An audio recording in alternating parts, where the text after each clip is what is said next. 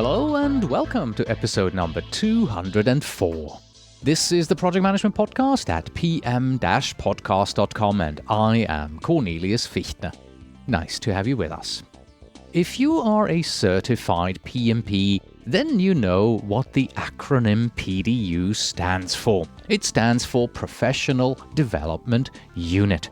Every PMP needs to earn 60 of these PDUs every 3 years in order to keep his or her certification.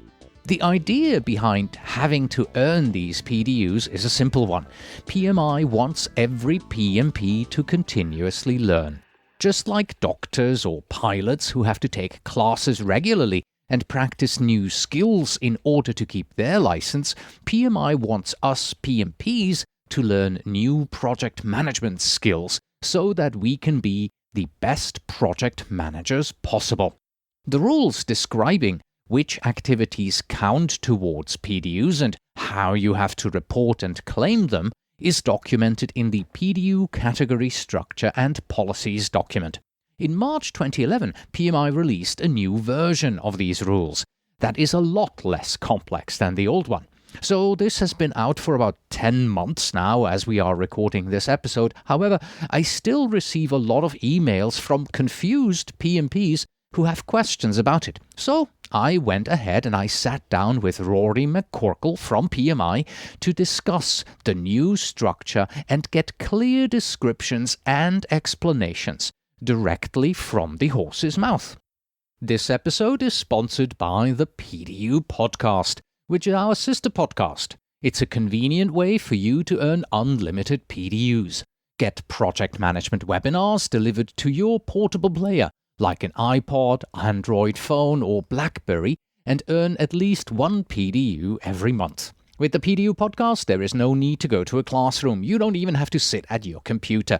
Instead, enjoy the freedom of earning your PDUs anywhere. Simply download the webinars to your player and play them wherever you are. For instance, on your way to work. Your PDU podcast puts you on autopilot for your recertification. Visit pducast.com. That's pducast.com. Here are some of the topics that Rory and I discuss in the interview. I start out by asking him why were these PDU policies changed. Then we'll define the rule that 1 hour of effort is equal to 1 PDU. We'll discuss the PDU divisions and categories. We give examples of PDU earning activities, and lots more. And now, how many PDUs do you still need? Enjoy the interview. The Project Management Podcast's feature interview. Today with Rory McCorkle, PMI's Product Manager, Credential.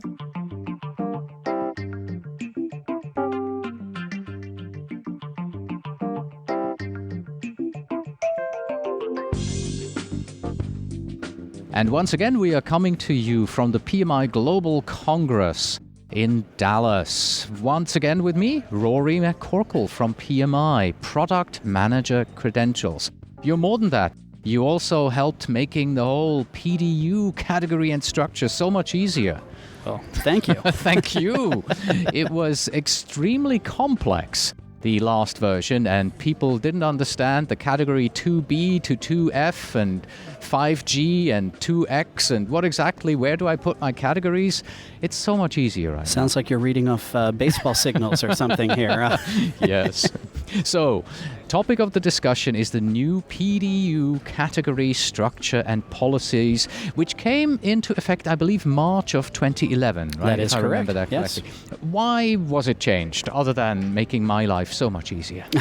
Well, that's really the primary motivator, and of course you understand that. But no, there's a lot of history that goes into the change that we made this year. Indeed, as folks might be aware, the CCR program has been around since 1999. Continuing Certification Requirements Program. Yes, right? Thank you. You're welcome. And indeed, since that time, it has not been changed in terms of the categories that are out there. So in 2006 and 2007, we actually conducted a rather large study in conjunction with the university on the CCR program, and we looked at a number of different things. They studied our program. They surveyed, PMPs and other credential holders. They benchmarked the program against other certification programs that were out there, and really gave us a lot of good input. And what actually ended up happening with that data is the first thing we determined is that the way we were recording PDUs, the technology, or lack therein in this case, was quite insufficient. So that led to the release of CCRS, Continuing Certification Requirements System. That's the online product? Yes. Absolutely, which we launched just a couple of years ago for folks to actually be able to record their PDUs. I believe that was fall of 2009 that launched. And now, of course, it's very, very easy for you all to go in. You don't have to fill out any paper forms. You don't have to keep that shoebox with all of the slips of paper from your various activities. Now you can just go right in to ccrs.pmi.org and log your PDUs quite easily and rapidly with that online system. And, of course, that also helps us with vetting those PDUs much more quickly and helps you all submit documentation more quickly when that's required. So once that was out of the way, once we took care of the technology, indeed, the other part of the recommendations was taking a look at the actual category structure. So beginning in that fall of 2009, once we had the system dealt with, I began working with my product manager colleagues in the certification department, as well as with my colleagues in integrated services, our operations area, folks like customer care, and all those good folks who take care of all of our stakeholders, to begin talking about what we might need to do to update the categories. And indeed, that led to the new categories that we rolled out in the fall of 2010 and implemented in March of this year. So really, there was a lot of research that we also did through that time period to add to what we had from 06 and 07. We went back out to our practitioners, went back out to our chapter leaders, our APs, and just wanted to find out what did they see as the flaws in the program, what didn't they see themselves in, what kind of learning did they get of all the value out that they didn't necessarily see in the structure. And we also went out with the proposed new structure once we had it far enough along to be able to present, and actually also asked folks, do these new categories make better sense? Are they more understandable? How might this influence your potential to renew? And really in every category we saw excellent results that were very encouraging, and of course allowed us to make the case for making this change. Since naturally, anytime we make a change to our certification, given that we're talking about so many hundreds of thousands of people here, it causes some waves. You want to make it right. Absolutely. Yeah. One big change, I think, that leveled the playing field for everything was that now, in pretty much every one of these 6 categories, 1 hour of doing something, education, volunteering, mentoring, etc., equals 1 PDU, right? Absolutely. We found that actually when we were benchmarking against some other organizations, the ones who were truly global and dealing with the global audience, which, as we know, has challenges to it, that was something that we found as an important learning, that regardless of whether you were sitting in a classroom, giving a presentation, volunteering, that we rewarded you appropriately for the investment of your time and indeed what you were getting out of that. So that was really one of the core things that we tried to implement in the new structure. Excellent. Now, the new structure has 2 divisions and 6 PDU categories. What are the divisions? Well, the divisions was just a way for us easily to try to organize and communicate the new categories. As we know, the old system had 18 different categories and subcategories, so it was a little bit difficult to navigate. We felt by keeping this in 2 divisions that we could talk very generally about, make it easy for folks to think about it. So the first was education, and really any type of learning that you're doing in an educational environment, whether that's taking a course, doing something on your own, doing a webinar, listening to a podcast, anything where you're actually receiving knowledge by someone else, or nurturing that knowledge through your own interaction, that would be part of the educational side.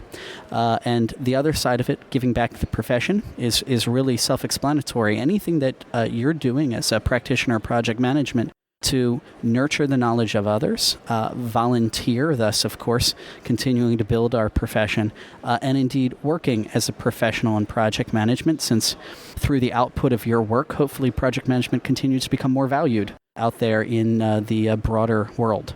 The other important thing that division enabled us to do was to ensure that every practitioner through their recertification cycle had at least some hours in the education area, which is why we have a cap of 45 PDUs per 3-year cycle for those who hold the PMP and the PGMP credential, 20 out of 30 for those who hold the SP and the RMP. And indeed, that gave us, the assurance that everyone coming through would continue to invest in their lifelong learning, which, Right. of course, is one of the foundations of the CCR program. So the minimum you have to do in every 3 years in education, you have to get 15 PDUs. And on the giving back to the community, there you can go up to 45. Correct. As a maximum. Yes, Okay, that is good. correct. Yeah. And just to qualify this interview here, because we are talking about the PDU categories and structures, and we're not talking about project management, and we're not teaching you anything new. This interview does not count for PDUs at all, so you cannot claim PDUs for listening to us talking about how to claim PDUs. That's just, no, that won't work. Absolutely. Good point. All right. To make it simple, the two divisions, the education division has 3 categories, A, B, C, and D, and the giving back to the profession has 3 categories, D, E, and F. So let's go through these 6 categories briefly and take a look at what they are. So first one, obviously category A, courses offered by PMI registered education providers or chapters and communities of practice, I assume the communities are, right? Absolutely. Yeah. So what are your thoughts on that one? Well, this is probably the most straightforward category for folks, and this was the old Category 3 in the old structure, because so many folks remember that number. If they didn't remember anything else, they remember Category 3. So Category A is indeed any course from a PMI registered education provider or a PMI chapter, like your chapter dinner that you might go to on a weekly or a monthly basis, and certainly all the community of practice events, which, as we know, are growing greatly in number now that we have over 35 communities of practice out there for folks. So again, most of these activities are stored in the CCRS system already, so all you need to claim them is simply to enter that activity number and demonstrate that you were there if you're audited, and that's really it. We've already vetted the content in one way, shape, or form. Certainly if you're an REP, we've checked out your course. That's how you become an REP, and for our chapters and communities of practice, of course, given their special relationship with PMI, those courses are already embedded in the system. So that category is pretty straightforward. Right, and I believe Category B is pretty straightforward as well. Same thing as Category A, but those companies are not registered education providers, correct? Exactly. So really any training that you do at a college, a university, another training provider that just happens not be an REP, your corporation, if they're giving you project management training, all of those would go into Category B. Okay. What are the documentation requirements? Because you mentioned earlier that in the CCRS, you may have to upload proof if you get audited. So let's say I do get audited. What kind of proof would I need to have? What do I keep from these training sessions? Sure, absolutely. I mean, it depends on the type of course. Essentially, of course, like always, we'd need proof that you were there. And that could be a certificate of completion. It could be an attendance sheet, something of that nature.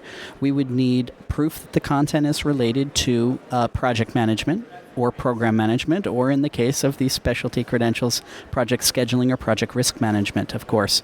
And we would also need, in some cases, demonstration of the proficiency of the instructor. So something like a resume or CV at times may be required if you're audited. Okay, in other words, when you go and take a course, ask them for anything you can get a hold of. Yeah, basically, if you take a look at what you need most of the time and should retain, something like a syllabus will really cover what's in the course. And very often in a syllabus, they'll have their own qualifications. So normally that's one-stop shopping, and then, of course, some demonstration that you were there.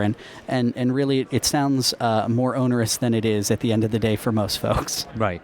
The other category from the old structure that many people will remember is 2SDL, self-directed learning. Much easier now. It's category C, still self-directed learning. What can they do here? Oh, this is really a great place for folks to be able to get learning that you don't have to, go to a classroom for, and indeed captures a lot of the things that I hope certainly that professionals are doing on a, if not a daily basis, certainly on a monthly basis in order to keep their own skills up. So this can be anything from being mentored, which I would certainly commend as a great way to leverage self-directed learning. I think mentoring is a great way for us to expand our skills in any profession, but particularly in project management. So if you have a formal mentoring relationship, that would go in there.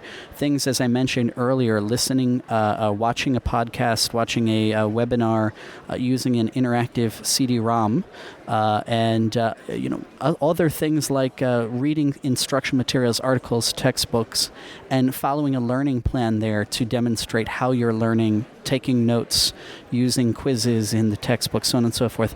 That really is the crux of what self-directed learning is aimed at. And certainly I'd encourage folks, if they have a question about specific activity that they're looking at within Category C, don't hesitate to reach out to customer care, and we'll make sure we get an answer for you, because certainly the category can encompass a lot, and sometimes it can be a little confusing for folks as to what counts and what might not. So. Right. Now, since you're doing this on your own, there is nobody there to actually give you a certificate and say, you have read my book. Absolutely. And so let's take a look at how we do this here on the podcast. I provide a Category C log file to my listeners, in which they can go and handwritten write in, on this date I listened to this episode, this person was the guest, it refers back to the knowledge area X in the PMBOK guide, process X, it was this long, and this is what I have learned from this particular episode. Is that about what they should do with all their Category C self-directed learning things? Yes, that's exactly what we're looking for, and indeed you'd be commended to give your folks that kind of form, because of course most of the time the burden is on the practitioner, so many thanks for that. Yes, certainly that's what we're looking for. For instance, I'll give you an example. With mentoring, since you've given a good example for something like a podcast, very typically what folks will produce is a log there of, we met on this particular day for this much time, and this is what we discussed, and this is what I learned. That's basically what we're looking. We're looking for a demonstration of learning within that category. Okay. Now, Category C is the only category in the first division here, in the education division, that has a maximum. Yes. And that maximum is 30 PDUs, which of course is an increase from the old structure. But indeed, yes, no more than 30 PDUs can be claimed in that category. Right, but for A and B, 200 Unlimited, if you wish. That is correct. Okay. The next division is, there's only another division, is the Giving Back to the Profession PDU category. And once again, it has a cap overall of 45 PDUs. We're starting out with Category D, Creating New Project Management Knowledge. What does that encompass?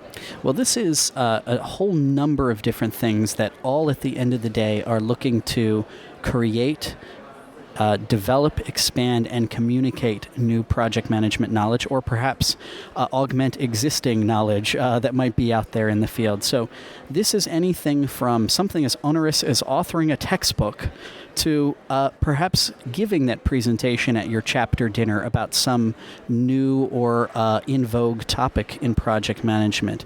It could also be writing an article that you get produced. Certainly we at PMI have a lot of publications that you can get knowledge pieces produced in that can count for PDUs. Presenting in a webinar or podcast is another example where you're actually, again, communicating that knowledge for the broader PM community. So in other words, if you were a PMP looking for PDUs, you could come on this show, talk about your PM project management experience, and earn PDUs for the preparation and for the time that you and I would discuss. Absolutely. Okay. Absolutely. And certainly we see, this not only is a great opportunity for the, of course, broader PM world, since it's really the body of knowledge is all encompassing. It encompasses all of this that we continue to add, but also, of course, of particular value for practitioners, whether you're giving a talk at a chapter dinner or maybe your company's lunch and learn, or all the way up to, say, giving a presentation at this year's Congress. Certainly there's a lot of value I find in being able to do all that work, and certainly you learn a lot through producing that material. All right, that was category D. Creating new project management knowledge counts towards the maximum of 45 in this division, same as with category E, volunteer service. Now, does this have to be volunteer service just for PMI? No, this can be volunteer service for any project management organization.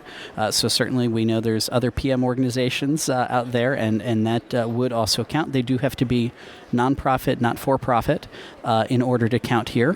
So, volunteering for your company in another area isn't going to count because at the end of the day, that could be your job. And again, this takes a whole number of different forms. And the old structure is much more narrow to recognizing service on, say, your chapter board as a chapter officer, that type of thing. However, there's a lot of other opportunities to volunteer. Right, you could sit at the check-in desk at your dinner meeting and spend 2 hours there every month. Absolutely. Or even, for instance, we have over 7,000 volunteers that work directly for PMI in various shapes and forms throughout the year.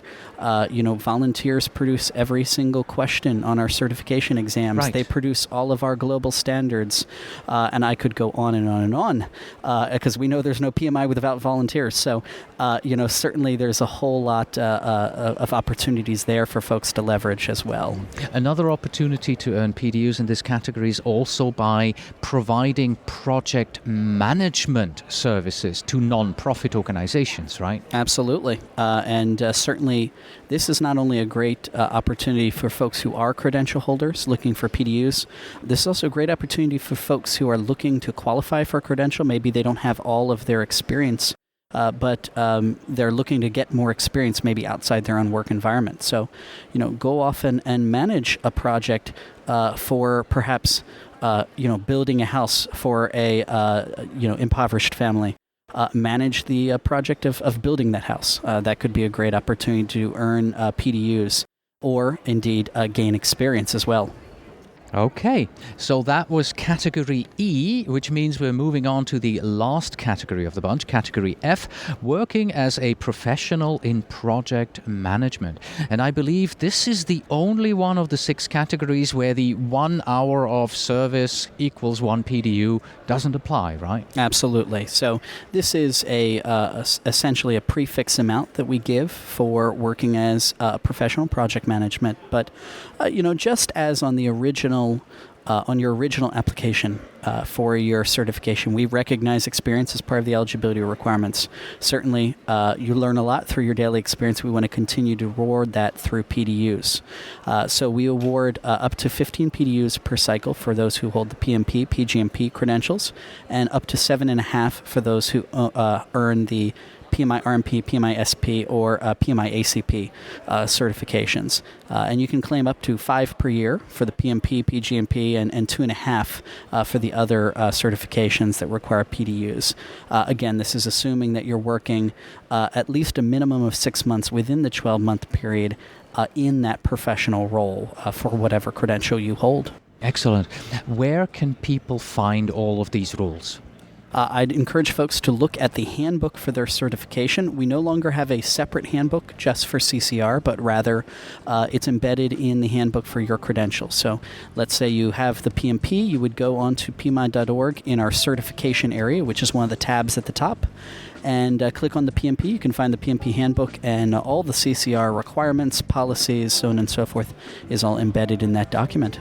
Perfect. Rory, thank you very much, first of all, for making it possible for all our listeners here to now earn 30 PDUs instead of just 15 for every 3-year cycle. And thank you very much for having been on the program today and talked to us about the new PDU category structure and policies. My pleasure. Thanks again. And that was our interview with Rory McCorkle about the new PDU category structure and policies. That's it for today. Thank you very much for listening. As always, you can find us on the web at pm-podcast.com. If you are a project manager who wants to become a PMP and feel the joy of having to earn these PDUs, then the easiest way to do so is with our sister podcast, the Project Management Prepcast and Study for the Exam, by watching over 40 hours of video training from pmprepcast.com. Please send your emails to info@pm-podcast.com, and when you write, please tell me where in the world you are writing from. And finally, we have this question that you may have heard me say before, but it fits so nicely with the theme of this interview. I just have to repeat it. So, how many PMPs does it take to change a light bulb? It takes two. One to change the light bulb, and another to ask, can we earn PDUs for this? Until next time.